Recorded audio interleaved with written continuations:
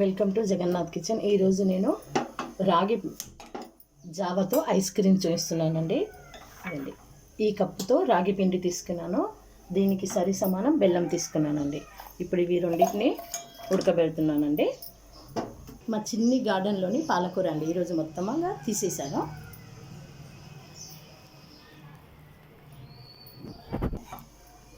తెచ్చుకున్న రాగి జావా అండి. ఇప్పుడు చూడండి, గ్లాస్లోకి ఇలా సెట్ చేస్తున్నాను.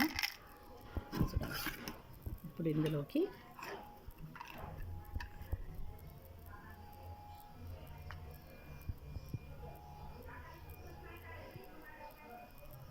ఇలా వేసుకొని ఒకసారి ఇలా ట్యాప్ చేద్దామండి. మళ్ళీ దీంట్లోకి వెళ్ళి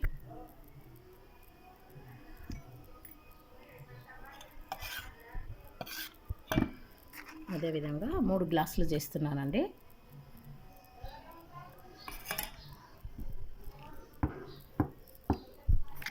మళ్ళీ దీంట్లోకి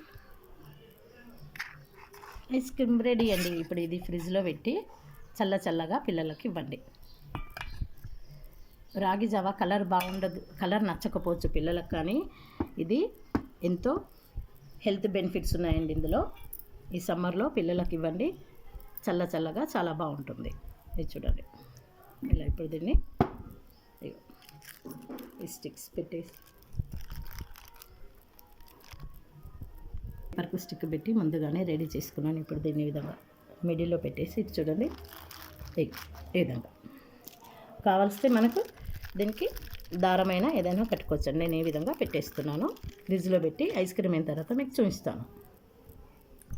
ఐస్ క్రీమ్ రెడీ అండి, ఒకసారి తీసి చూపిస్తాను.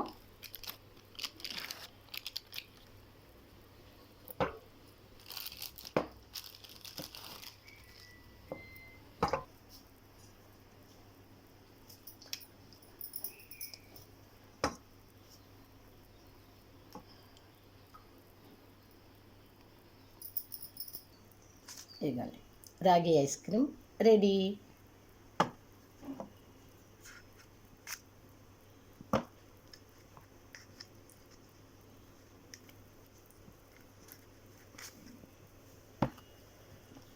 టేస్టీ రాగి ఐస్ క్రీమ్ రెడీ.